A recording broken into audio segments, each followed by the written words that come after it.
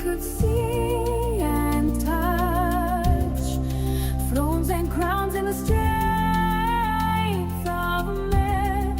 And slowly our hearts were shaped by that choice, till injustice grew where trust had been. From king to king, the wound went deep, till the land itself could no longer stand. What began as a wish to be like the world ended with chains and a foreign land.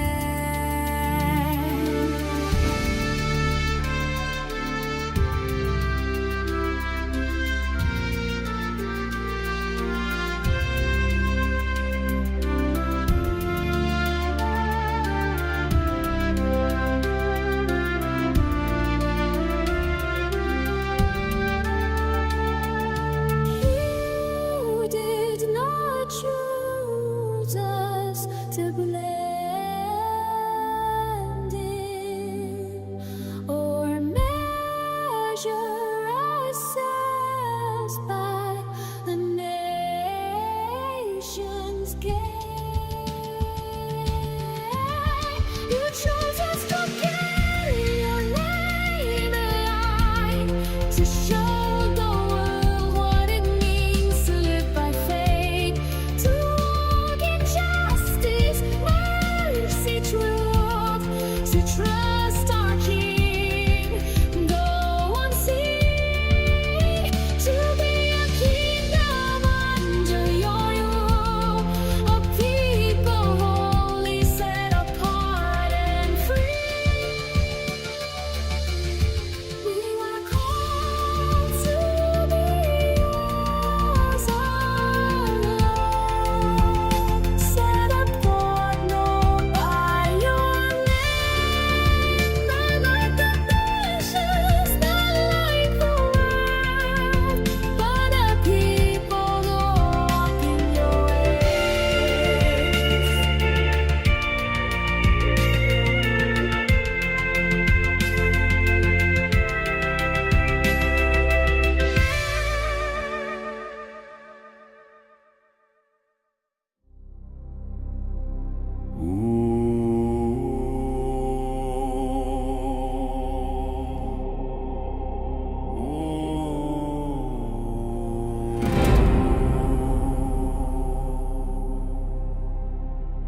From the far edge of the Northlands, God comes with lightning speed.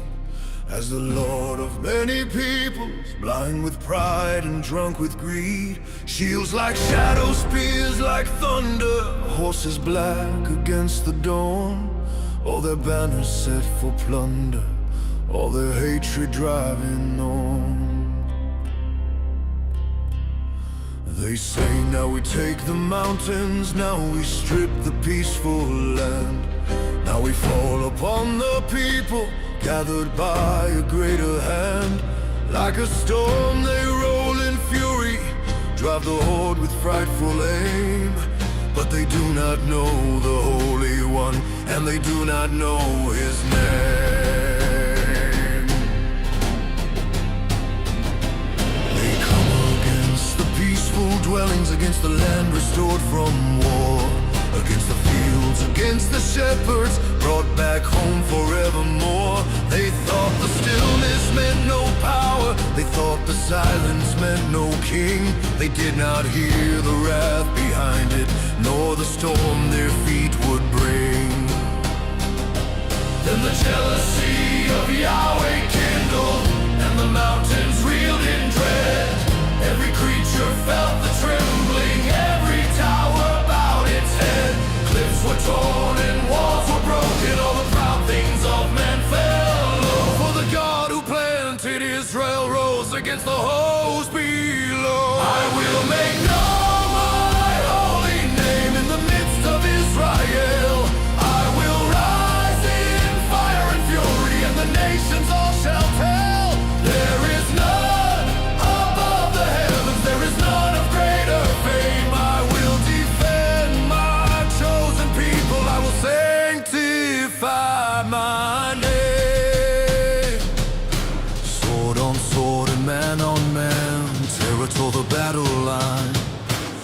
sudden plague ran through the camp, hail and fire split the sky.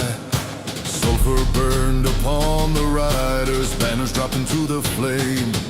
On the mountains of my people, judgment fell on those to blame. So the armies of the Northlands fell upon the heights they cursed, and the land they came to ravage, saw the hand of Yahweh striking first.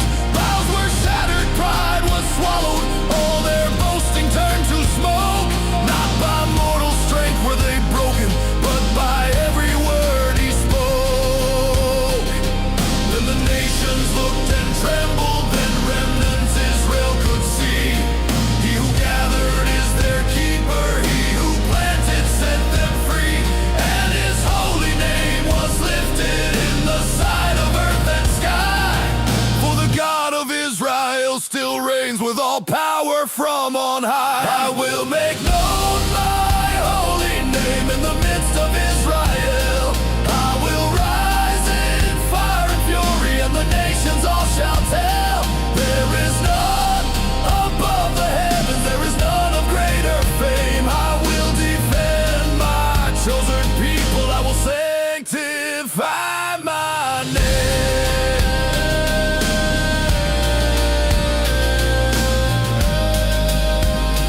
I will sanctify my name.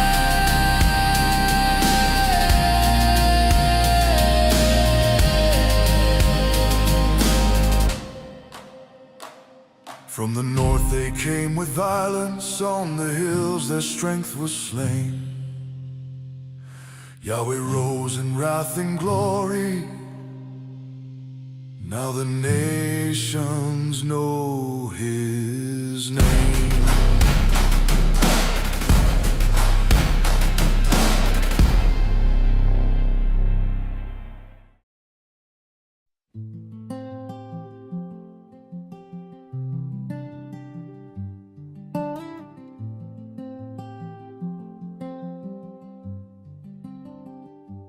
When the thunder has fallen silent, when the smoke has cleared away, still your glory fills the heavens, still your truth outshines the day. You are holy in your judgment, you are faithful, you are true. You defend the ones you gather, there is none like you.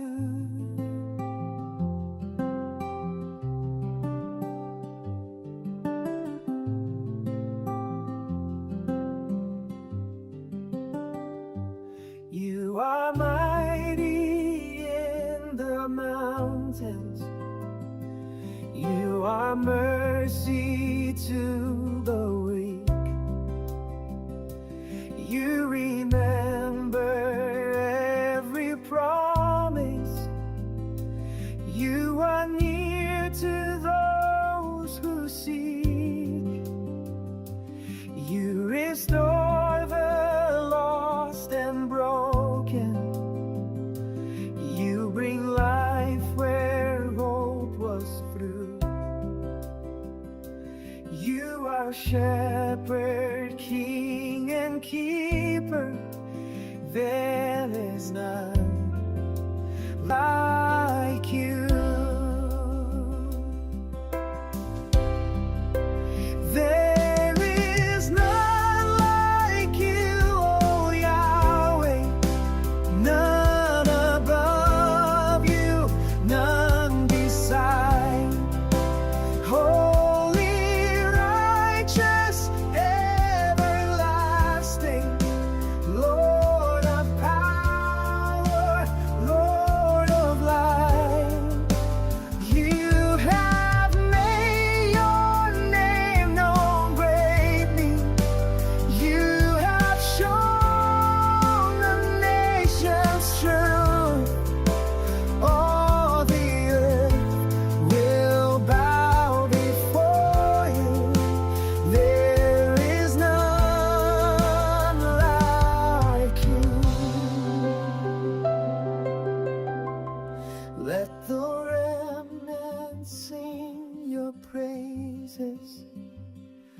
Let the coastlands hear your voice. Let the kings of earth be humbled.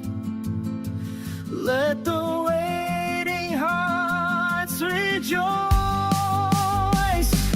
From the valleys to the heavens, let your praise the whole earth move. Well known, our God forever. There is none like you.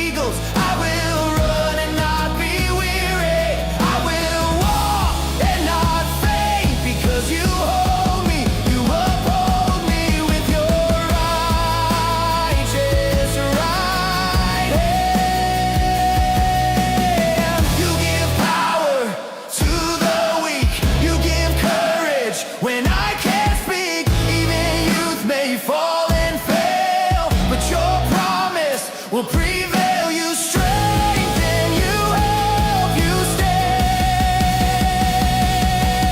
You never turn your face away. I will wait for Yahweh. I will rise again. You renew the weak.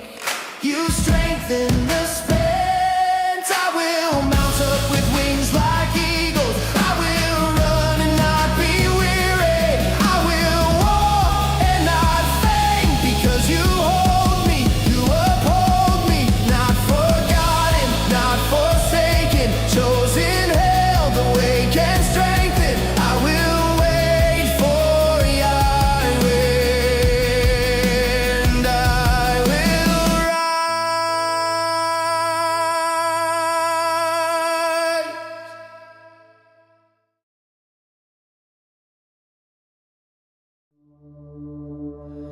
Not like the nations, we were called to be yours alone, set apart, known by your name. Not like the nations, not like the world, but a people who walk in your way.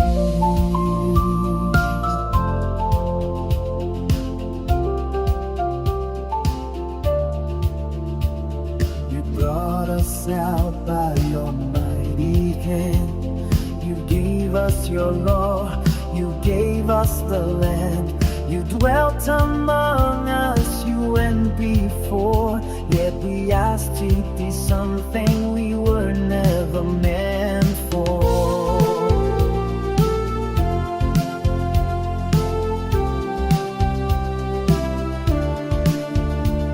We chose what we could see and touch, thrones and crowns and the strength of men.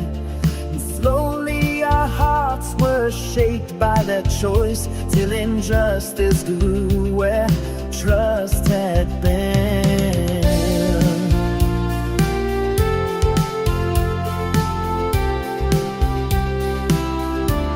From king to king, the wound went deep, till the land itself could no longer stand. What began and so wished to be like the world, and it will change, and a foreign land.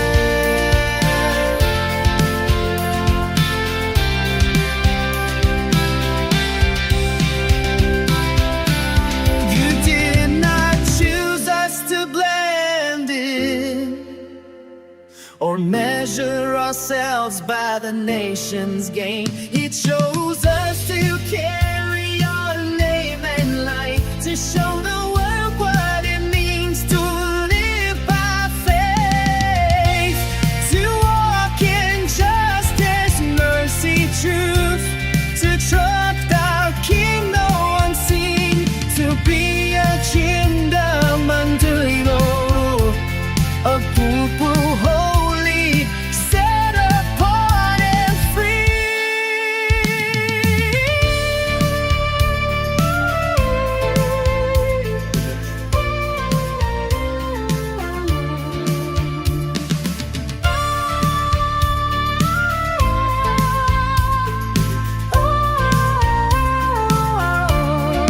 We were called to be yours alone, set apart, known by your name.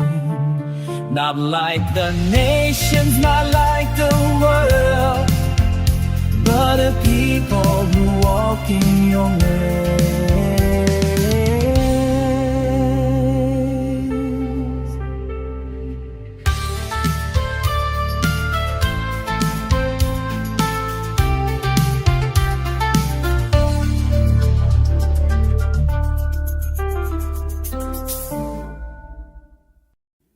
Well, this is our Bet Midrash, and we're looking at Deuteronomy chapter 4. This is a very exciting chapter, and I think you're going to find that it covers something that you don't hear a great deal about. You know, very often when people are listening to a teacher, a biblical teacher, or a sermon, they're looking for something that they want. But how often do people really think about what does God want? Joining me for tonight's Midrash is a good friend of mine, and this is Brother Fred McAdams. Welcome, Fred. Hi, good evening, Eliyahu. Fred and I go back quite a while, don't we, Fred? Yes, we do. And so I'm very excited to have you with us as we explore Deuteronomy chapter 4. So let's get right into that. We'll get into our first verse tonight. Would you read that first verse for us? Sure will. Now, Israel, listen to the statutes and to the ordinances which I teach you, to do them that you may live, and go in and possess the land which Yahweh, the Elohim of your fathers, gives you. Well, I think this is a great verse that starts this chapter and this teaching, and especially when we realize where Israel is right now. They're on the plains of Moab, on the east side of the Jordan. They're just about to cross over into the promised land to begin to take the promised land. And Moses is giving them this instruction, and really he's telling them these statutes and these ordinances and how important these are for them to live and to possess the land. Any thoughts about that? Well, it's almost like it's a checklist for how you can be successful. Yeah, you're about to go into the land, but in order to stay there, it's going to require some obedience and some work. And so these instructions are getting laid out. This is kind of the most important thing. It's like leaving your gas card at home when you're going on a road trip. You know, you're not going to make it very far. Yeah, that's a fact. The first thing I want to notice in this verse is that Moses is talking to Israel as a nation. I've noticed that a lot of times when we read in the Torah of Moses, we internalize it for us as individuals. And what you actually find in the Torah is that sometimes it's talking to the nation as a whole, and sometimes it's talking to individuals. Here, when Moses is saying, listen to the statutes and to the ordinances, this is talking to the nation. Statutes and ordinances have to do with the government of the nation of Israel. And this is why this is set out like this. You know, wouldn't just commandments cover everything if it was just to us personally? But statutes and ordinances, don't they even sound like the law, like legal things? Well, they are. Statutes and ordinances are for the purpose of the law. And what you have to realize about the Torah is that it is actually a complete system for the rulership of the nation. And this is the beauty of the Torah. It's for the rulership of the nation. And so while there are things that are directed directly to individuals, which of course we should adopt and do, there's other things we can't really do because we're not organized fully as a nation yet in the land. And that's what the statutes and ordinances are about. We have here some definitions about statutes. Strong's tells us that it means separation and coming together. Statutes are something that bring the nation together, a legal system that brings the nation together. And then ordinances are connected with that, having to do with precedents, ruling over cases, and so on. All of this is for the national government. And I think that's so important for us to realize as we move forward with what Moses is talking about here. Well, it's a great distinction that you make there and very helpful to people that just kind of lump them all together. And certainly, commandments are something that maybe are a little bit more personal for us to do, whereas, statutes and ordinances are something that are more community binding, if you will, and certainly something that help us to interact with others as well. The fact that we do not have a functioning Israel in the statutes and the ordinances of Yahweh is really why our world is so messed up. Because, like I mentioned, it's for a complete system that's made for the welfare of a nation. And it's the wisdom of Yahweh. I had some thoughts that I wrote down while I was putting this together. And I just want to repeat those. Being organized as a nation to function in the statutes and ordinances of the nation is a prerequisite for entering and possessing the land Yahweh gives us. See, as we look at the verse, we see that. It says, listen to the statutes and ordinances to do them, that you may live and go in and possess the land. So, possessing our land, which is our inheritance, is conditional on actually doing the statutes and ordinances of Yahweh as his nation. Goes on, it is self-evident, therefore, that the remnant nation must be gathered and functioning in the statutes and ordinances of the nation before Yahweh will bring the remnant nation back into the land. Do you see that principle in that verse? I do. I don't mean to skip ahead, but looking at verse 2, it's so important. It's like he's giving you the recipe to make a dish. And, it's going to work out well as long as you follow what he's telling you to. But if you don't, and into verse 2 there, do you want me to go ahead and read that? Sure, go ahead. You shall not add to the word which I command you, neither shall you take away from it, that you may keep the commandments of Yahweh your Elohim, which I command you. It's such a natural temptation for us to just think, hey, I can do this way, or hey, there's this shortcut or this other way. And he's very, very much reminding us, don't do that. He knows our nature. He knows that could come up. So just a fabulous verse that follows up that first. It really does. And of course, adding or taking away from his word negates its actual meaning and force. So that's such a big issue too. I was just noticing too here about this word commandment. And this is different, and we're going to see more about that as we go along from the statutes and ordinances. And it does have to do with individuals enjoining commandments upon individuals to give a charge.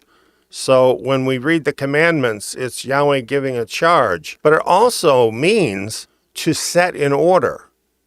And, this kind of looks to the whole nation in the sense that when we do the right thing, when we obey the commandments, it creates an order within the nation that is righteous and beautiful and people are happy, things work the way they should when we keep his commandments. It's not just that he's mean and wants us to do all these hard things. It's what makes our nation work well, what makes our lives good. So I just really appreciate that. Here's something else to look at, where he says, you shall not add to the word which I command you, neither shall you take away from it. Do you think that's easy or hard to do? What do you think?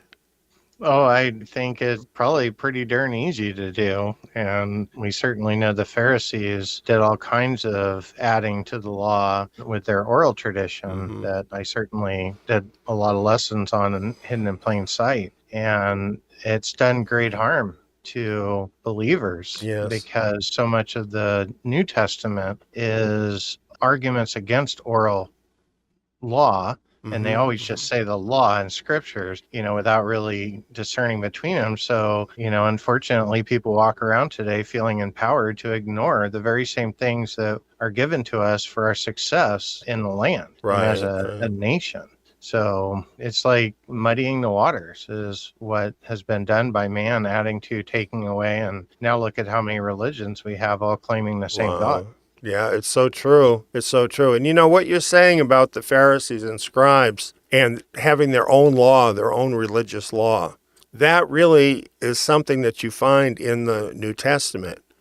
And a lot of times when we read our New Testament as talking about the law, people think that's talking about the Torah and then think, well, that's done away with, or that's not a good thing. But actually, there was a competition, you might say, between the followers of Yeshua and the scribes and Pharisees and the people that supported them. And they were a cult. They were a cultic group, and they used violence and even murder, not only against Yeshua, but against his followers.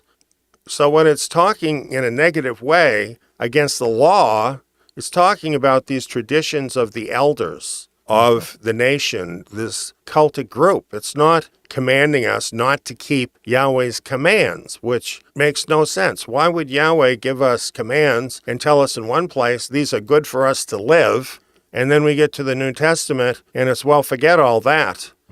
So I think that's a very good point that you make about that. We shouldn't be too grumpy at the Pharisees and the scribes because our own religious leaders today teach their own traditions that, if you're honest with, you have to strip a lot of what you've been taught because they're just the same as what the Pharisees and scribes were doing. Absolutely right. And so this is what we're really trying to get at, is what the scriptures themselves actually say, without adding anything to it or taking anything from it. And that's why we go verse by verse in our Midrash.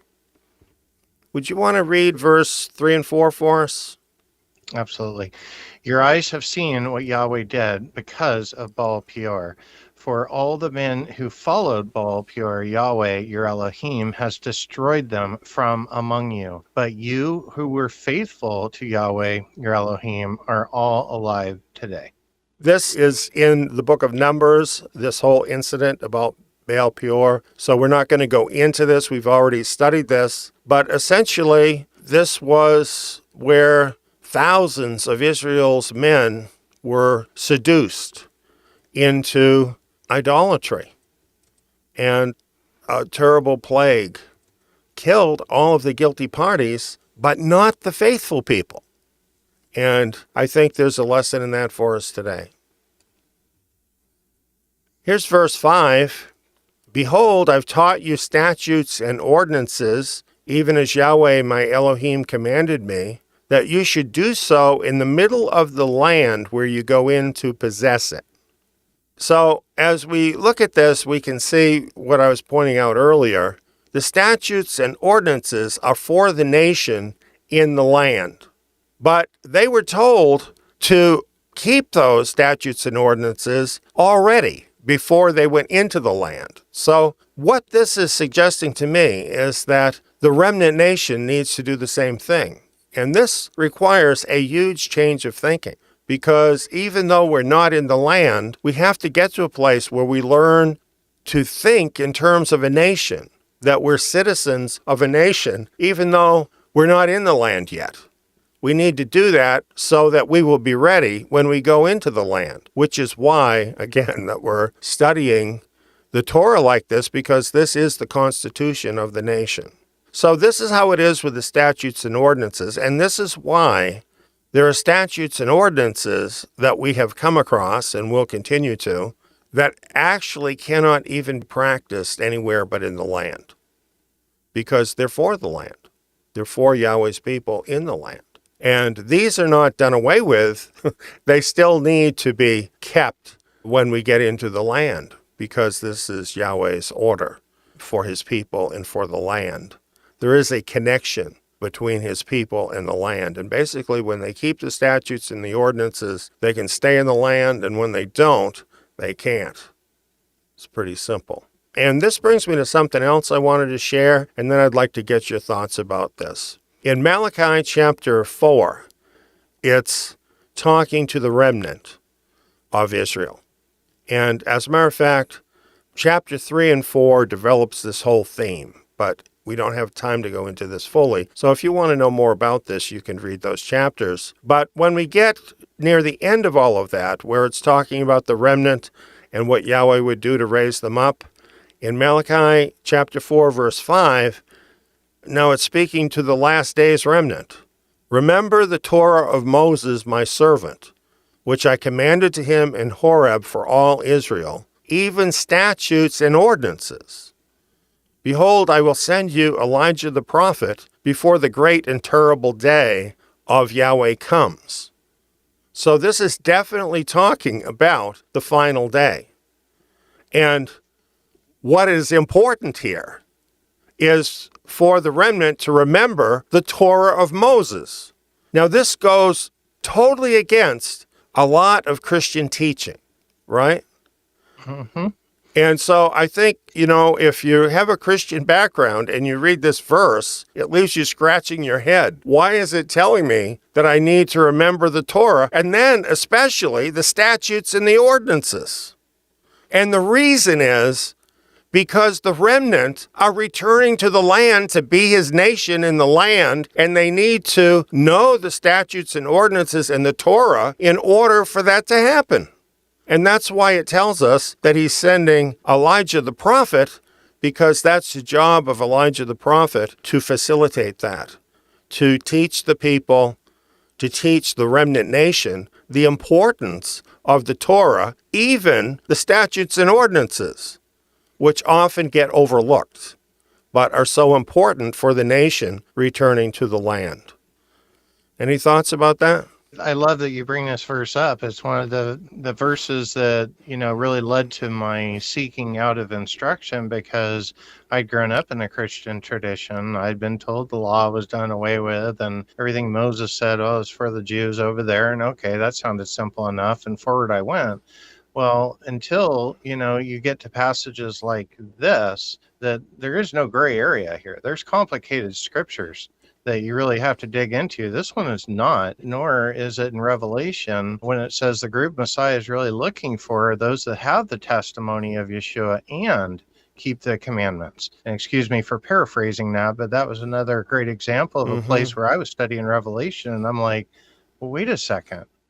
This isn't what I was taught. And of course, when you go try to speak to, the religious leaders about this in the traditional church, there's a lot of head scratching. Yes. And so I think it's a fabulous verse. It's one I've pulled out many times. It's the very last book in most people's Old Testament, and some of the very last verses in the Old Testament. And it really shows us that, no, this is very important if we're going to go by the word of Yahweh. Exactly. And I think the fact that it points us to the statutes and ordinances, it's telling us that his nation is being reconstituted. And I think that's such an exciting and important thing too. And we've got more of that here in this chapter. Moses himself is talking about this. So I think we'll move on. I think we'll let you read these verses, okay? This is 6 through 8. Keep therefore and do them, for this is your wisdom and your understanding in the sight of the peoples, who shall hear all these statutes and say, surely this great nation is a wise and understanding people. For what great nation is there that has an Elohim so near to them as Yahweh our Elohim is whenever we call on him? What great nation is there that has statutes and ordinances so righteous as all this Torah which I set before you today? This, I think, is so vitally important, which is why I've got so much yellow on there. Mm-hmm. This is telling us what Yahweh wants. This is why he called out Israel to be his people and constituted them as a nation, and of course gave them all of these statutes and ordinances that reflect his wisdom.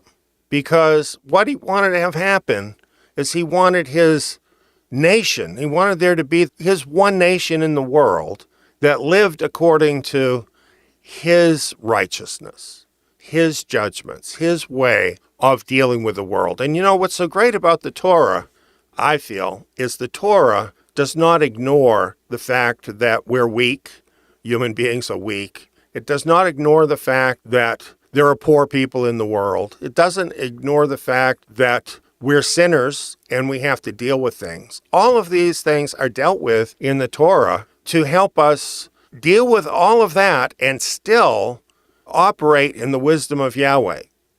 And it's amazing when you start to see the Torah from the standpoint of this system of justice and righteousness that Yahweh has provided for a nation of people. You start to understand that this is how Yahweh wants to reveal himself in this world. That's why this is all happening. That's why at this point Israel's about to go in and take the land, go into the promised land, because this is what Yahweh wants from them. He wants them to be practicing his statutes and ordinances and his righteousness. And for the world to see that and say, yeah, I really want that. What an amazing God that would create a people like this. And then they will turn to Yahweh and worship him. That's what Yahweh wants. And that's why only a nation can do this. And I wonder what your opinion is. Do you think Israel did that? Oh, certainly no. We kind of know that, but I think one of the things that I've heard people say is they want to know God better. I want to know Yahweh. I want to know all about Yeshua. Okay, well, I think if you really listen, he really opens up and tells you what is in his heart through these statutes and ordinances and how we're dictated to care for people and treat our neighbor and on and on and on. It's really showing you the heart of Yahweh all along the ways. And then we are called to really be a witness of this to those around us by demonstrating to the best of our ability, keeping these commands as unpopular as they are in our settings, Maybe it just leads someone to go, why are you doing that? And if they really think about it, they start to see the wisdom that's in them. When you ask people, what does God want? The phrase that I see most often for that is, well, he wants you. And I think that's true. He wants people to be in right relationship with him through his son Yeshua. And no doubt that's true. But that stops short of all that he wants, because he's not just wanting to save you. He's wanting you to be saved for a reason. And the reason is to be part of his people that do this. That a people together that is manifesting the very nature and character of Yahweh in the world through how they relate to one another and the unity they have together and thinking like he thinks, doing what he does because they're his and they obey him and they obey his word. And, there were times in Israel, a few, where we see glimmers of this. This second generation of Israel did pretty well. David did very well, but he had to fight wars to get there. During Solomon's day, people traveled from all over the world because they had heard about the kingdom of Israel. and they wanted to see it for themselves. But that didn't last a long time. In the first century, it's kind of interesting because, of course, the followers of Yeshua did live according to these statutes and ordinances, but they weren't really in control of the land. So there was limits to that. But nevertheless, as we read in the book of Acts of how they functioned together, they very much were functioning according to the Torah. As a matter of fact, in Acts chapter 22, I think it is, James says this is kind of bragging about the believers there to Paul. And he says, there's thousands of them that are all zealous for the Torah. And I think a lot of Christians, with the outlook they have today, they'd be scratching their head when they read that. Why is that a good thing, that they're all zealous for the Torah? Well, it's because they really were the nation of Israel in the world. They really were. When you read the book of James, he's writing to the 12 tribes scattered about. See, they had this mindset of being his nation. And it wasn't until the 2nd century when the Gentiles didn't want anything to do with all of that and broke off from the original Yeshua followers that everything then started moving away from this whole concept we're talking about now. And really, has the Christian church ever manifested anything like this? No. Is it possible that it could? Boy, that's an interesting question. It doesn't sound like it's something that they're going to do necessarily, as much as I think there's people that are going to break free of their chains. Yes. And despite their neck of the woods that they're currently in, are just going to live that different way and hopefully cause others to do the same. I think what you're saying is exactly right. And, I don't mean in any way in talking about this history to be condemning of any Christians. I know there's a certain path people go through as they learn more truth. And there's lots of wonderful, righteous believers, wonderful Christian people. And I'll tell you what I think is going to happen is the remnant is going to do exactly what we're reading. And Yahweh is going to restore his nation. And he is going to even take us back to our land, and we're going to keep his statutes and ordinances. And he's going to bless us, and he's going to be with us. And that's when a lot of these other folks, Christians, and maybe some who aren't believers yet, are going to see that. And it's going to start setting things right so that we can come into this unity, even in the midst of this darkness of this world that we're experiencing. This is why he chose Israel, so that Israel could do this in the last days. That's what that's about. Well, let's move on. I guess I'll read this one. It says, only be careful and keep your soul diligently, lest you forget the things which your eyes saw, unless they depart from your heart all the days of your life. But make them known to your children and your children's children. The day that you stood before Yahweh your Elohim in Horeb, when Yahweh said to me, assemble the people to me, and I'll make them hear my words, that they may learn to fear me all the days that they live on the earth, and that they may teach their children. This is very interesting to me because there's a wisdom in this that is amazing. If you're an Israelite, what does that mean for you regarding the covenant? Well, all cheating aside, I have a little footnote in my Bible here with the big words, I do, underlined, which is a foreign concept, to most New Testament, believers. But, this is one of those places where it was really spelled out, and I heard it had certain cliff notes I wrote in with certain things, but that was the day. We said, yeah, we're going to do it. And that had an obligation tied with it. Right. Just like a regular marriage, Exactly. You have vows, and if you want your marriage to last a long time, well, you keep your vows. It's interesting that with a nation is just a big family in the biblical idea of a nation, not necessarily in the modern definition, but in the biblical definition, a nation is a big family. And just as families pass down their inheritance from generation to generation, and our inheritance is the covenant. If you have that heritage, it's yours whether you know it or not. So it doesn't matter how long that has gone by. that is yours. That covenant is yours, and the obligations of the covenant are yours. So I think that's an important thing for us to understand. And the wisdom of Yahweh is in this in an amazing way, because by choosing to work with a nation, he's now working with people that will exist for the rest of human history. So even though individual people die, that entity of the nation continues on as people are born into that nation. So it allows him to do some amazing things. And we're going to look at what some of those things are because they're spoken about here in this chapter. Let's go to the next section. And this is 11 and 12. Maybe you could read that for us. Sure. You came near and stood under the mountain. The mountain burned with fire to the heart of the sky, with darkness, cloud, and thick darkness. Yahweh spoke to you out of the middle of the fire. You heard the voice of words, but you saw no form. You only heard a voice. Yahweh came down on the mountain in fire. How mind-blowing is that? And Yahweh spoke the 10 Commandments out to the people.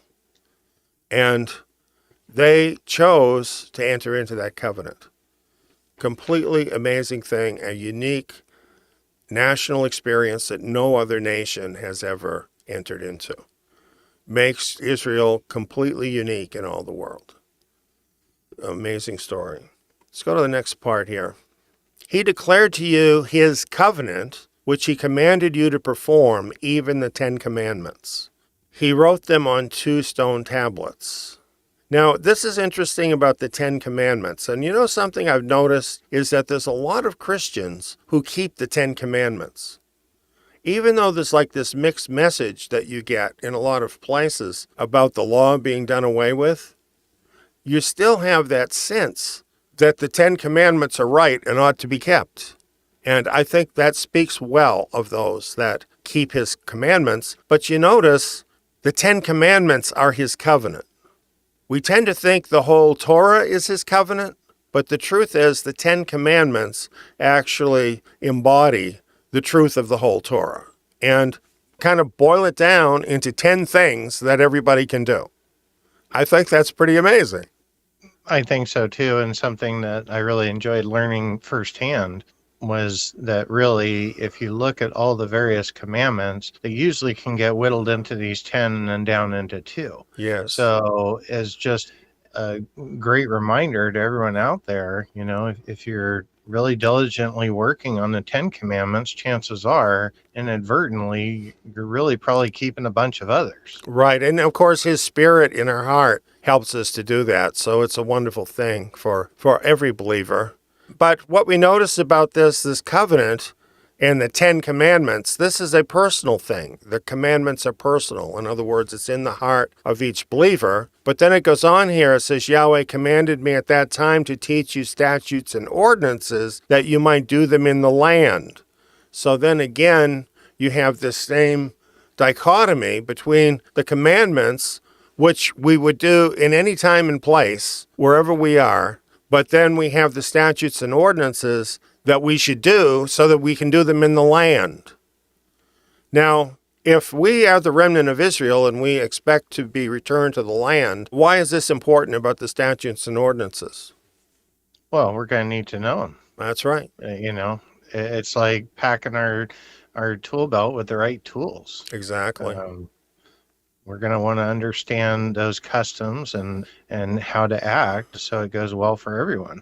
And, you know, if all goes well, we'll all be on the same page. Exactly. That's what it's all for. That's what it's all for. So this is what we need to be doing. This is what we are doing right now, right? This is what we're doing tonight. It's what we've been doing as we've been going through the Midrash, is we're really understanding the mind of God for how he wants his nation to operate and reflect him. So I think this is pretty interesting. Now he says, be very careful, for you saw no kind of form on the day that Yahweh spoke to you in Horeb out of the middle of the fire, lest you corrupt yourselves and make yourself an engraved image in the form of any figure, the likeness of male or female, the likeness of any animal that is on the earth, the likeness of any winged bird that flies in the sky, the likeness of anything that creeps on the ground, the likeness of any fish that is in the water under the earth. No idols. No idols of any kind. I think this is interesting how he just enumerates all these different things because he knows how people look for loopholes, right? And it's kind of interesting. Like if you go into certain churches and they have these images of saints that some people pray to, and you say, well, how can you do this when the scriptures say not to make any images? The first thing you see is a man hanging on a cross in a church. Yeah. Or I was watching something talking about the Vatican and where they have the statue of St. Peter and everyone coming by in long lines just to touch it and kiss it. And as you were reading those last couple verses, I'm just sitting here shaking my head. It's like we've done that tenfold over. Yeah. We've been so lax. Believers over the centuries have been so lax regarding this. And Yahweh takes this very seriously, or it wouldn't be enumerated out like this. There's more. Lest you lift up your eyes to the sky, and when you see the sun and the moon and the stars, even all the army of the sky, you are drawn away and worship them and serve them, which Yahweh your Elohim has allotted to all the peoples under the whole sky. But Yahweh has taken you and brought you out of the iron furnace, out of Egypt, to be to him a people for his own inheritance, as it is today. Of course, in ancient times, people did worship the sun, moon, and stars, and all the witches would be out dancing in the woods and on and on. But this is not for Yahweh's people. Why is this not for Yahweh's people to do? Well, he's giving us the proper forms of worship, and he doesn't want us worshiping the creation as much as he wants us to regard the creator. And it's interesting, all these things he pointed out are merely tools of his creation, and you're not supposed to worship some part of that. And, if someone thinks this is silly, well, in verse 19, our world is steeped in sun worship. Yes. A lot of Christianity is steeped in it. And I love pointing those kind of things out to people. And we're really kind of trapped in that 3rd century Roman world if you live in the Western world. Right. Yeah, very much so. And then, of course, today there's this big resurgence of paganism. And so you've got all of that too. But there's one nation. See, this is what this is telling us again. Yahweh brought them out, this one nation, to be to him a people for his own inheritance. And I think this is an amazing phrase, a people for Yahweh's inheritance. It talks a lot in the scriptures about Israel's inheritance.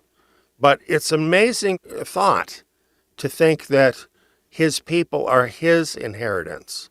So I was interested in that. I wanted to look more into that.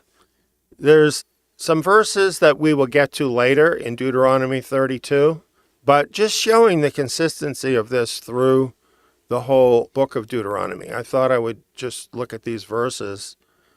It says, when the Most High gave to the nations their inheritance, when he separated the children of men, he set the bounds of the peoples according to the number of the children of Israel.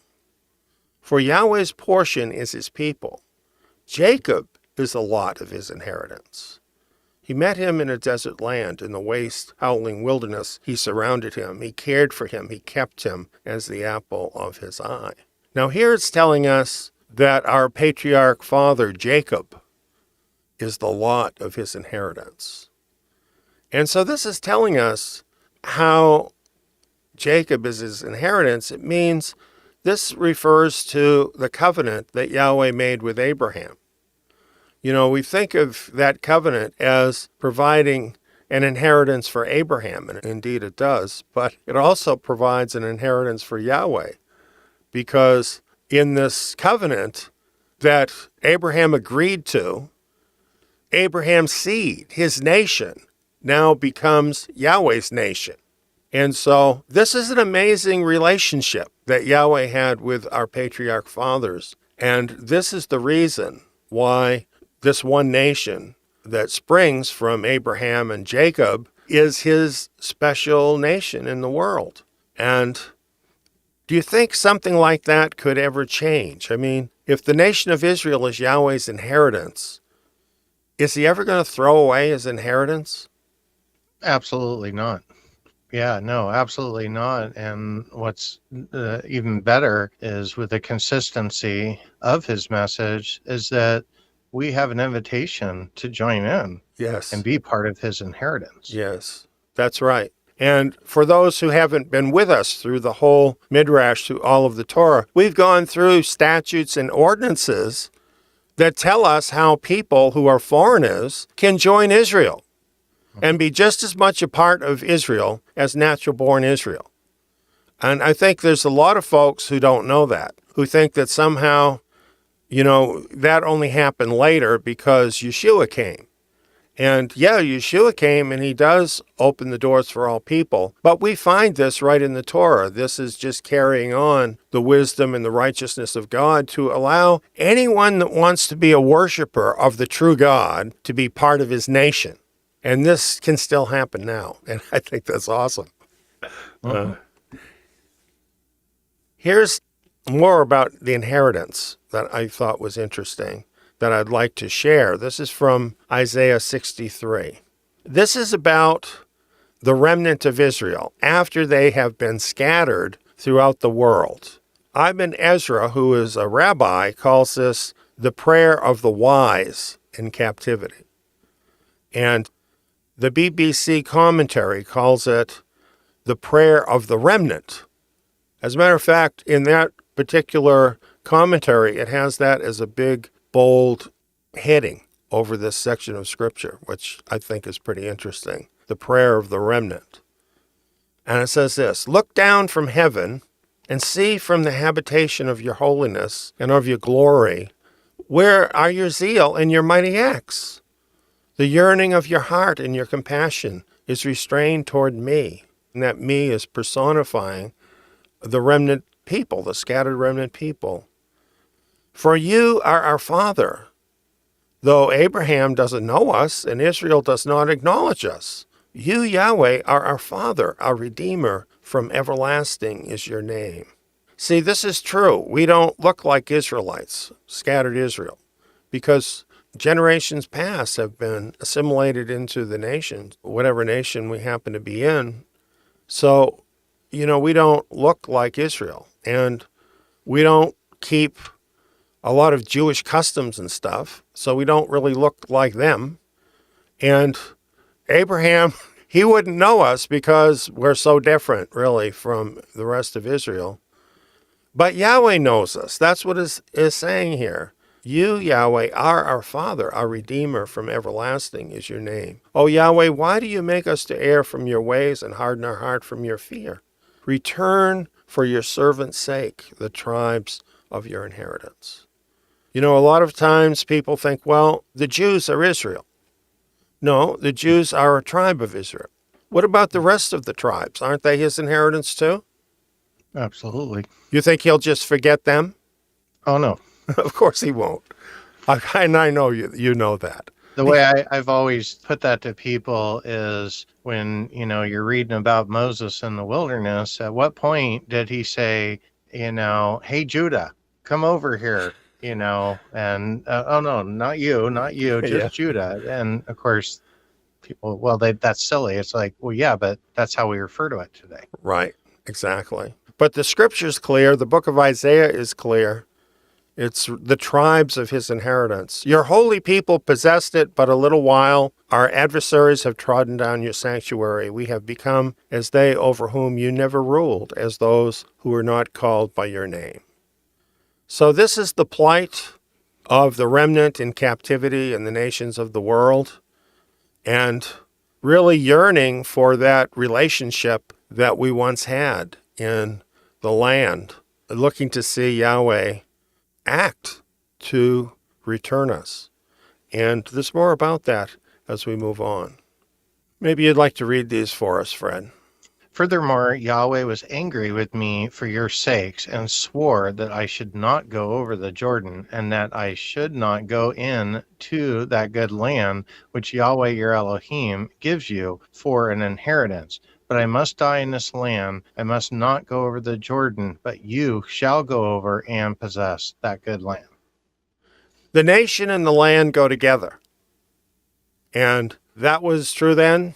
This is true of the remnant in these last days. We're going to see more about that as we go on here. But Moses didn't go into the land. Yahweh forbid him to go into the land. This is because of a transgression of Moses, and Yahweh didn't allow that to happen. So Moses keeps mentioning this through the book of Deuteronomy, so I think he's really feeling this. Mm-hmm. You know, actions have consequences, right? Even for really good people. So it's a good thing to remember. He says, be careful lest you forget the covenant of Yahweh your Elohim, which he made with you, and make yourselves an engraved image in the form of anything which Yahweh your Elohim has forbidden you. For Yahweh your Elohim is a devouring fire, a jealous Elohim. Thoughts? He wants us to have one thing in our heart, not 2 and 3 and 4 others. And he wants to know we're 100% all in for Yahweh and no other gods and no one else's ways. Yes. You know, this word jealous has a meaning of great passion. And a lot of times we don't think of God that way.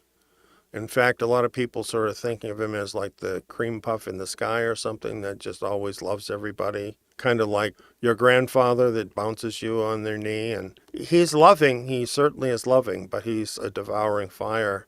He's passionate. He's very passionate about what is right and wrong. And he can tell when we're trying to scam him. And I see a lot of people do that with him because they have the wrong thinking about him. And that never ends well because this is how he is. He's just very, very passionate.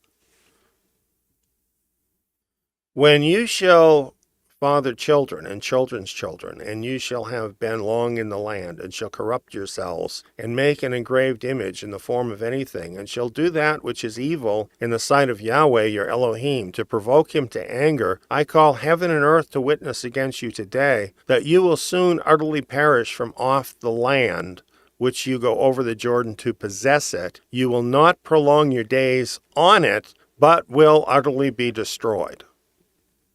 That's amazing. They hadn't even gone into the land yet, and what is Moses telling them will happen? Oh, he's giving them one of the many ways they can get booted right off of this land. Yeah, and you really can see it. You will not prolong your days on it, but will utterly be destroyed. And they were utterly destroyed from the land. But it goes on here, and it says, Yahweh will scatter you among the peoples, and you will be left few in number among the nations, where Yahweh will lead you away. There you shall serve gods, the work of men's hands, wood and stone, which neither see nor hear nor eat nor smell. So they hadn't even taken the land yet, and he's telling them that they will be scattered among the peoples, among the nations of the world. Has that happened? Oh, absolutely. I mean, as much as it's laid out as something that would happen, it really is a prophetic passage. Yes. As are the ones after it, that we can look back at this and realize that this supposed, passage of scripture that wasn't for us is actually discussing our condition quite exactly. Quite exactly. I think this is interesting too, because when we actually think about this was a long time ago that this happened, thousands of years ago now, that the tribes of Israel were scattered among all of the nations and assimilated into those nations. And they had wives, they had children. So where are the descendants of all these people now? Everywhere. I mean, in every corner of the globe. And I think we've seen, certainly in the last, 10 years plus now with Zion, we've seen a lot of those people that have popped up, and they're Yes, all yes, over the place. And yes. some of them are alone. Some of them have a small group of people. Others, can join in here, but they're slowly, coming up. And I think that's going to rapidly increase Yes. as the condition of our world and the hearts of men change. We're going to start to see those two groups of people really set apart a little bit more, stand apart. Dawn and I were talking the other day about this issue of identity, and people identify a lot with the country they're born in. Hmm. And so if you say to them, well, you could be a descendant of the nation of Israel, and therefore that would mean that you have a certain standing having to do with the covenant. You have certain responsibilities to your nation. You have certain responsibilities even towards the land, towards Yahweh in certain ways. That sounds outrageous because they think, well, I'm an American. I'm not an Israelite. Or, I'm a Frenchman. I go back generations here in France. I'm not an Israelite. But we're talking about thousands of years now. The whole world could be peppered with these people, couldn't it? Absolutely. And Yeah, the life is in the blood, and the blood has been scattered and transported all over this world. And let's not forget the wild olive branch that can also graft you in and make you part of this nation. that's right. So I don't rush out to do genealogy studies to figure out which tribe I'm from. I Right. just want to be part of the nation and the body of Israel. Amen. Amen. Well, there's more here, as you mentioned. Let's look at that. You might want to read these verses. Starting at verse 29, but from there you shall seek Yahweh your Elohim, and you shall find him when you search after him with all your heart and with all your soul. When you are in oppression and all these things have come on you in the latter days, you shall return to Yahweh your Elohim and listen to his voice. For Yahweh your Elohim is a merciful Elohim. He will not fail you, neither destroy you, nor forget the covenant of your fathers, which he swore to them. Who I is, love these passages. it's amazing. Who is I, Moses speaking to here? us. Us. I mean, absolutely us, not the children in that he's physically speaking with, because it actually says in the latter days. Right. There's a couple of things that really jump out to me, but it's right there in the beginning. But from there you shall seek Yahweh your Elohim, and you shall find him. Yes. I mean, that's a beautiful thing. It all comes down to the heart. The heart is the big one that we're really, especially in our country now, it's really a struggle. And really, Satan is just trying to get hatred in your heart. Yes. He wants you to hate politicians. He wants you to hate people for one reason or another. And yet Yeshua always said, love your enemy. So who's really pulling the strings in this world right now? Right. And if we can really remember that heart condition, I love that this is tied to that. Yeah, if it's with all your heart, you'll find him. That's right. And, this is why this is happening. This is why the remnant of Israel is surfacing now, because these are the latter days. And this is going to happen a lot more. And what you were saying about it happening much more, it says, when you are in oppression in the latter days, you shall return to Yahweh. There is a growing oppression in the world, and anybody that can't see it is blind. Mm-hmm. And it's moving really quickly. The freedoms of people that they took for granted in the past are very, very quickly being eroded and taken away. It is going to cause more and more of the remnant to seek him with all their heart because there's no place to go. They feel trapped. Many of them feel trapped. And here in the United States, it's no exception. Mm-hmm. We see things going on here in such a way. Things don't look good for this country as to where things are headed. And when people are in trouble, many times this is when they seek Yahweh with all their heart. And so this is underway. These are the latter days. There is this growing oppression. We know people are seeking Yahweh, and they are learning their true identity.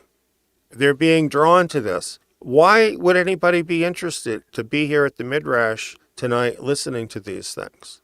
It's because they're drawn to it. the more they look into it, the more they'll feel it, the more they'll sense in their heart, this is me. I'm one of these people. Moses is talking to me. Hmm.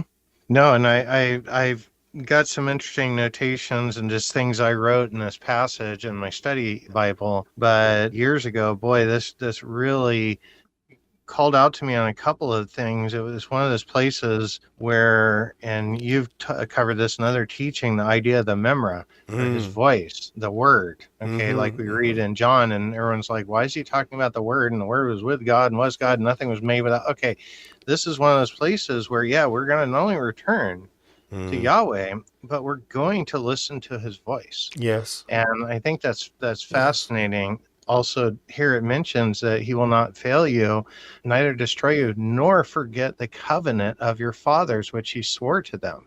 We are constantly let down by men, whether it's our own constitution being cheated or not followed, or laws not working out equally. I mean, there's all kinds of covenants that just blow up in your face all around you. And here's a wonderful reassurance that, again, if you're seeking after him, he's not going to forget that covenant. That's right. And if it's truly in your heart, then he's going to keep it. This just brings back to my mind the verse we looked at earlier in Malachi chapter 4 that's also talking to the remnant in the last days. And it says, remember the Torah and the statutes and the ordinances. This may very well have been what may have been in the prophet's mind at the time that he spoke that prophecy. Because what we're reading right now, it's really telling us that same thing, right? Don't forget the covenant of your fathers. And the reassurance here that Yahweh is merciful and he's not going to fail us. So, some people scoff at us because this all sounds so incredible that we could be descendants of the tribes of Israel and that we believe with all our heart that we are, and that Yahweh even now is preparing us to be his nation, and that he is going to take us and bring us back to the land. And we believe it because Yahweh is merciful and because these words are the truth, and he has not forgotten the covenant. And that's something solid we can hang on to. He's not forgot it. We shouldn't forget it either, because that's our link to our nation. So this is about our national salvation. You can have your personal salvation all taken care of through Yeshua. This is about something else. This is about our national salvation, and this is the way that we are going to give to Yahweh what he wants. His inheritance, his nation, that he can have a nation in this world in the midst of this darkness that the righteous can run into, where there can be an alternative to this one world government that is so quickly taking over the earth. It's just such an amazing thing. Well, this goes on, and it says, for ask now of the days that are past, which were before you, since the day that Elohim created man on the earth, and from the one end of the sky to the other, whether there has been anything as this great thing is, or has been heard like it. Has there ever been anything like the remnant exodus from all the nations of the world? No. And I mean, maybe a close second was people leaving all kinds of oppression and coming and starting a new nation in America. That might have been something that maybe moved the needle on registering like the Exodus, but no. And especially when you just realize this is out of all the nations of the world, not just one nation. It really is an amazing miracle. And I think this is why people don't believe us, because it seems like such an amazing thing that this whole nation could pop seemingly out of nowhere, right? And be really a force at work in the world. And it could happen so quickly, and it's really hard for us to imagine. But this is, in fact, something only Yahweh can do, and he is in the course of doing it right now. He goes on, did a people ever hear the voice of Elohim speaking out of the middle of the fire, as you've heard, and live? Or has Elohim tried to go and take a nation for himself from among another nation by trials, by signs, by wonders, by war, by a mighty hand, by an outstretched arm, and by great terrors, according to all that Yahweh your Elohim did for you in Egypt before your eyes. You know, that's pretty amazing. Very amazing. I think parting the Red Sea is not nothing, is it? No. Pretty big thing. The prophets tell us that what Yahweh did for Israel in the Exodus was great, but the remnant Exodus will be even greater. We're right on the verge of this happening. And this is going to be a jaw dropper. Like the whole world is going to watch this, and they won't believe their eyes what they're seeing. We have some verses from Jeremiah here. Maybe you'd like to read those, Fred. Sure. Therefore, behold, the days come, says Yahweh, that it shall no more be said, as Yahweh lives, who brought up the children of Israel out of the land of Egypt, but as Yahweh lives, who brought up the children of Israel from the land of the north and from all the countries where he had driven them. I will bring them again into their land that I gave to their fathers. Now, what is that we don't understand? Well, it's certainly hard to square up with the religious leaders teaching nowadays that you don't need the first half of your Bible, now doesn't it? Well, is it not a prophecy that has not yet been fulfilled? Absolutely. Yeah, absolutely. And it leaves little doubt. It's not an obscure verse that someone could say, well, they're talking about when they came out of Egypt. No, it very clearly states that, no, I'm not talking about that. I'm talking about something that hasn't happened yet. Right. And there's other verses like this in Jeremiah that are real hard to square if you're not studying and learning from the commandments and the statutes and the ordinances. Exactly. Yahweh is not done with his nation. It's the one nation in the whole world that has this covenant, that is, in fact, his inheritance. And the great thing about all of this is this nation that he is raising up is being raised up for the purpose of giving Yahweh what he wants for a change. A nation to actually represent him in a real way in the world, where people can actually see what justice and righteousness and the statutes and the ordinance of Yahweh are in a people. Actually see that at work in a people at the same time that the world is practicing all its debauchery, and there's all these bribes being taken, all of this corruption in all the nations of the world. I don't care what one you want to pick. I think by now, if any of us have watched the news, we understand that this is the world we're living in today. And what a contrast this is going to be. It's just an amazing thing to think about what Yahweh is doing. And really, of all the things that you could be part of in the world, why wouldn't this be the one you'd want to be part of? I couldn't think of a reason. Me neither. Me neither. I mean, some people might think, wow, if I could have been there to watch him part the Red Sea. And this book in Jeremiah says basically, well, when he does this thing, the stuff he did bring his people out of Egypt is old news. This is going to be big. So he's going to do it. He's going to do it. It's the problem with people spiritualizing the Bible and spiritualizing a lot of what they have read. You know, when this comes to pass before their eyes, you know, if they can recognize it, it's really going to trip them up a little bit. Yeah. You know, whereas some of us are anticipating these things happening. We know our Messiah said, when you see these things come on the earth, don't put your head down, you know, lift your head up. Your redemption's near. Amen. So, you know, the more goofed up and messed up things get, the more you kind of feel right about studying these things all these years. Not right, but you feel vindicated. Yes. It's like, no, absolutely, because we really can't be shocked about these things. Right. And as I tell people, you know, I'm expecting an out of control freight train to come rolling down that track. Yeah, right. And trust me, when I see the out of control freight train, I'm not going to try to stop it. I'm going to get out of the tracks and let it go its course. Amen. So, amen. You know, Revelation 7 comes to mind. The first part of Revelation chapter 7 you have the 144,000 out of all of the tribes of Israel, and it even names the tribes. And it's interesting when you read some of the commentary, they try to spiritualize that. But how do you spiritualize that as something else when it actually names all the tribes? That's a prophecy of the same thing. That's a prophecy of the remnant being returned to the land.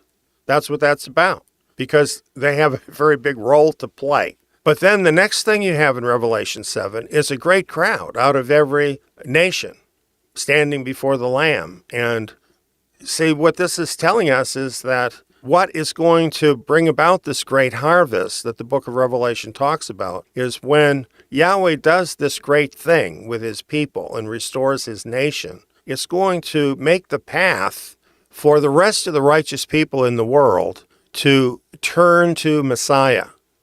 And, of course, they can then be a part of his nation, right? And so finally, everything that he had planned on doing, where his nation could be this showpiece in the world of his wisdom, this place where he dwells in his people Israel, when the believers, who, I don't care what you've been, a Catholic, a Baptist, whatever, if you really are a believer and you know him, when you see him doing mighty deeds in the midst of his nation, you're going to know that's where he is, aren't you? Oh, yeah. So, this is just an amazing thing that he has saved for the last days in order to perform and wrap up this final harvest, even while all this other crazy stuff is happening with the Antichrist and the Great Tribulation, all of that. We're like right on the door of all of this happening. I said earlier how studying his commandments and statutes and ordinances help you to understand the heart of Yahweh. Yes. Well, when we see the anti-Messiah come forward, he's not going to check those same boxes now, is he? Right. He might be saying the right things that kind of works for some people, but if you've really already been taught by Yahweh what it truly is in his heart, his goals and anti-Messiah's goals are going to be completely different. Exactly. Yeah, we'll know. We will know. Let's move on. You might want to read this for us, Fred. It was shown to you so that you might know that Yahweh is Elohim. There is no one else beside him. Out of heaven he made you to hear his voice, that he might instruct you. On earth he made you to see his great fire, and you heard his words out of the middle of the fire. Because he loved your fathers, therefore he chose their seed after them and brought you out with his presence, with his great power out of Egypt, to drive out nations from before you, greater and mightier than you, to bring you in, to give you their land for an inheritance as it is today. Amen. Any comments? Well, I guess we're going to kind of see this happen again now, aren't we? We are indeed. And as much as he's saying here that, hey, yeah, this is about to happen to you, speaking to those in the wilderness, this is again something we're reassured, just like you just read in Jeremiah, that we're going to see happen again, which really should give us all another reason to study the Exodus journey all the much more. I mean, patterns.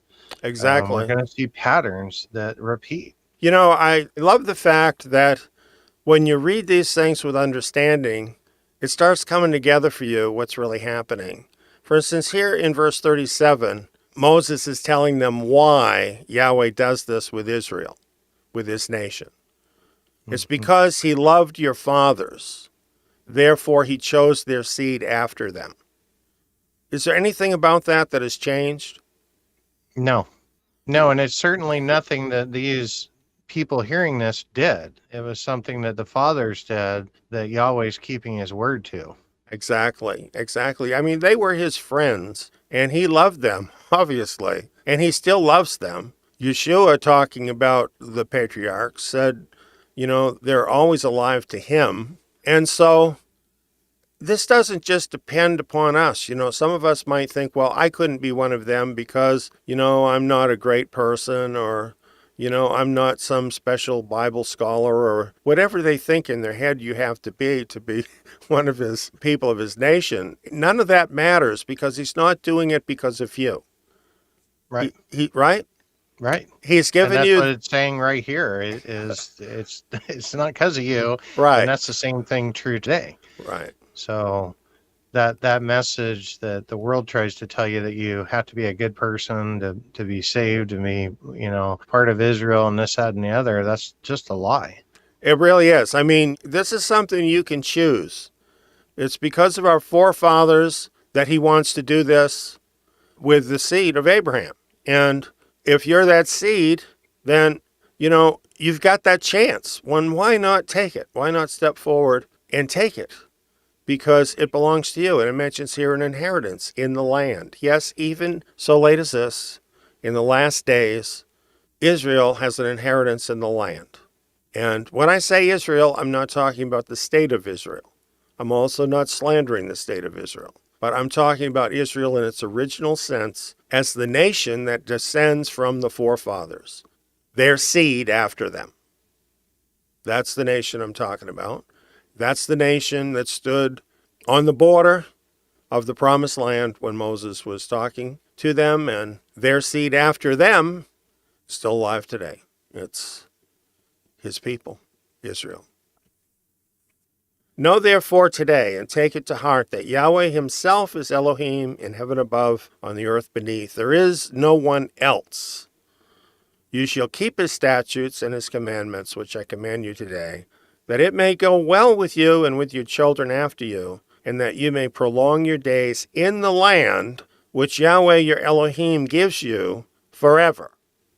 So if we are the descendants of Israel, does this mean we have an inheritance in the land?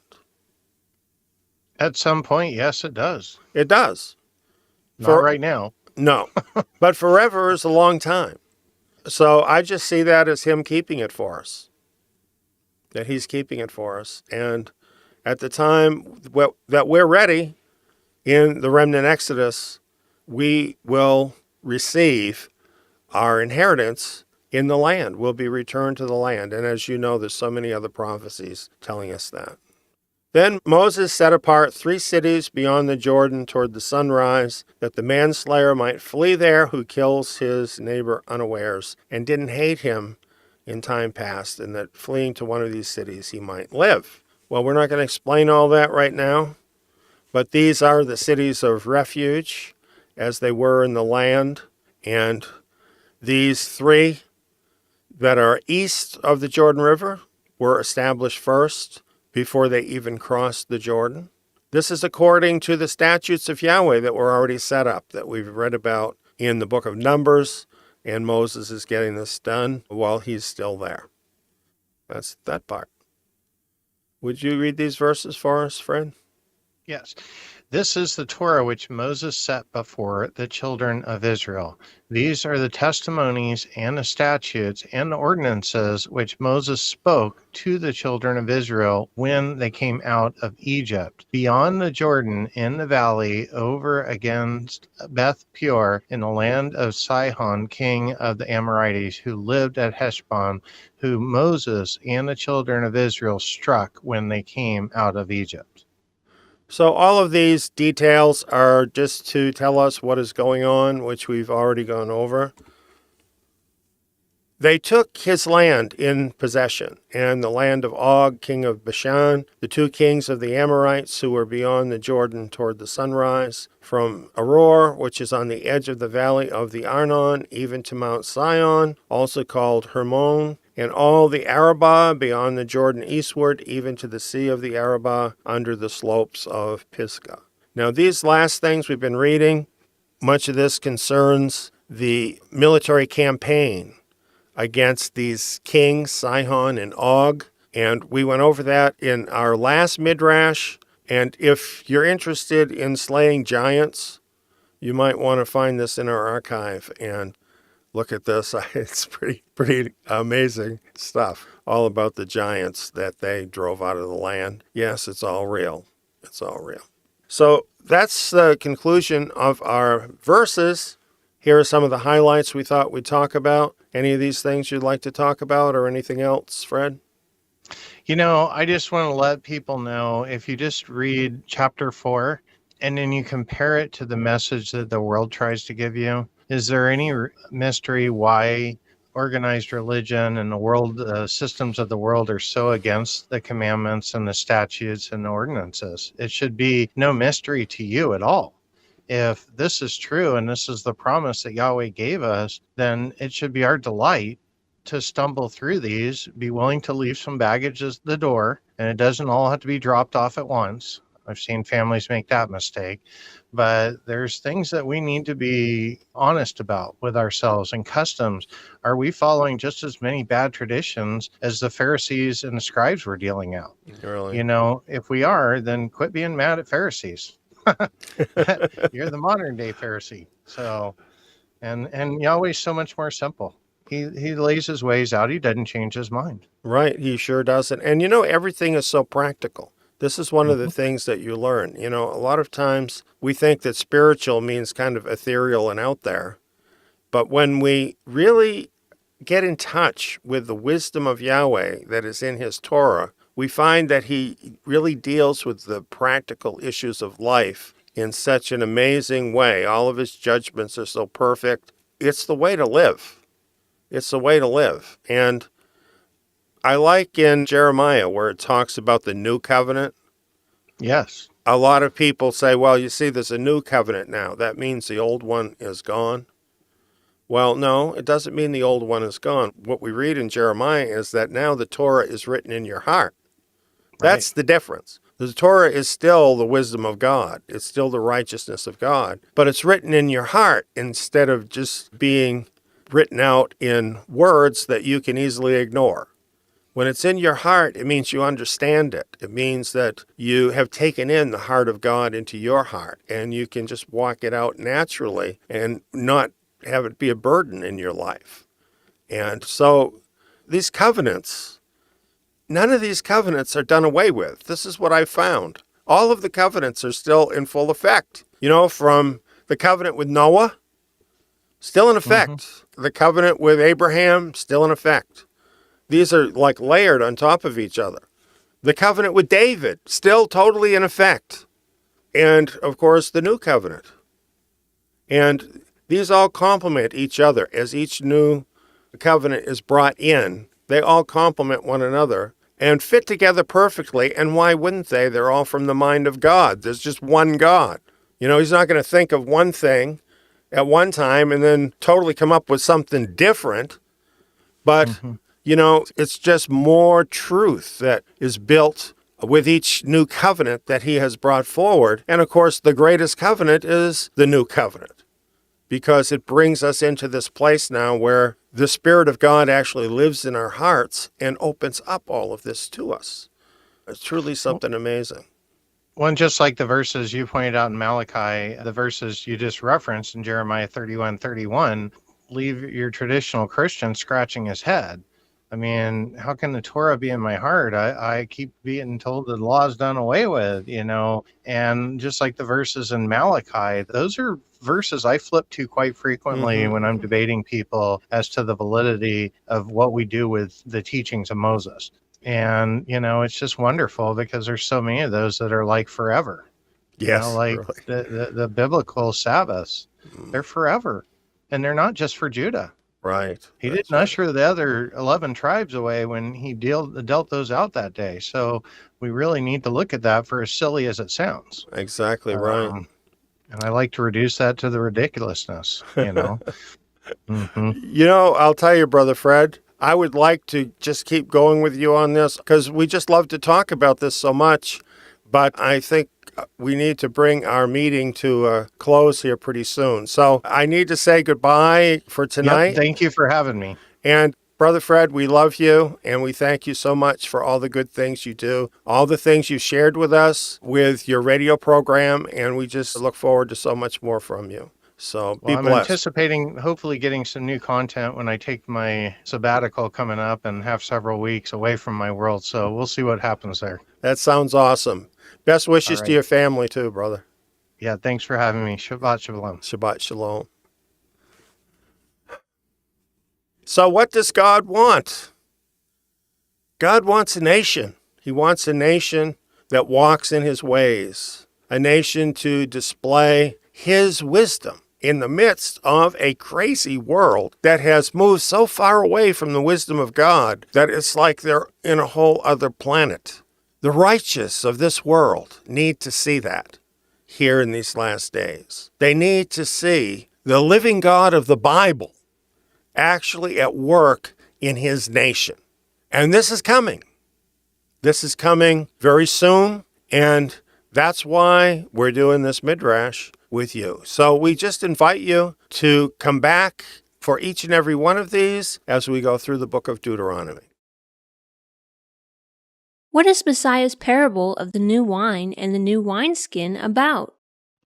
Religionists don't want this kind of thing that Messiah was doing, that is free and open and real, that requires a real relationship with Yeshua and with the Father in order to operate.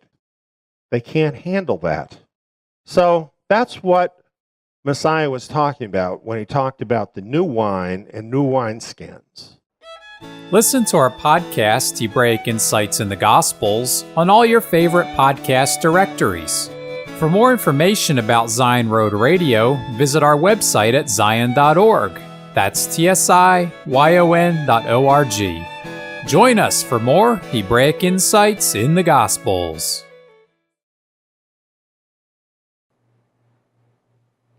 Friends, let's have a word of prayer. Our Father Yahweh, we come to you after considering these amazing words from the book of Deuteronomy, chapter 4. And we come away from this, Father, realizing your great wisdom, how you know the end from the beginning, how you knew that we as your people would fail you, and we would be scattered throughout the earth. And yet, Father, you had made a covenant with us, and you have stayed true to your covenant, and you have a plan for these final days to bring back what was scattered and to consolidate us again as your nation under your covenant and under your Messiah, Yeshua. Father, help us to open our eyes and truly see with our spiritual eyes where we are right now in the stream of time. And help us, Father, not to just be seeing the things that we want, but, Father, to be concerned with the things that you want from us, your people, here in these final days. We do have needs, Father, and I know you're very aware of them. I want to lift up our remnant brothers and sisters tonight who need your touch in so many different areas of life. Father, I pray for those who are alone. I pray for those who need sustenance, Father. I pray for those who are having relationship issues that are very critical to their lives. I pray for those, Father, who are ill and have various illnesses. And I thank you, Father, that when we pray, you hear our prayers. And we've seen people often healed, even as recently as this week. This has been happening. We thank you, Father, that you care for us, that you care for your people here in these final days. We want to give you glory tonight for who you are, and we pray that you'll just help us to be steadfast in continually listening to you and looking after what you want from us. And Father, we pray tonight in the name of Yeshua, our Messiah. Amen. We thank you for being with us tonight, and now we have some music for you.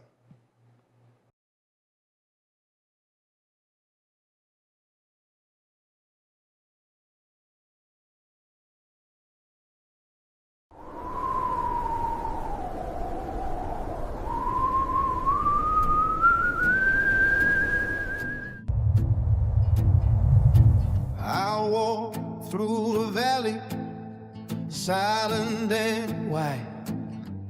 Bones in the dust on every side, very dry beneath the sun. Scattered remains of fallen ones. No songs lit, no banner flew, no trumpet sounded, no life broke through. Then Yahweh spoke in the heat and flame. Son of man, can these bones live again? These bones shall live. These bones shall rise. By the breath of Yahweh, by the Lord of life. What was scattered he will restore. What was broken broke no more.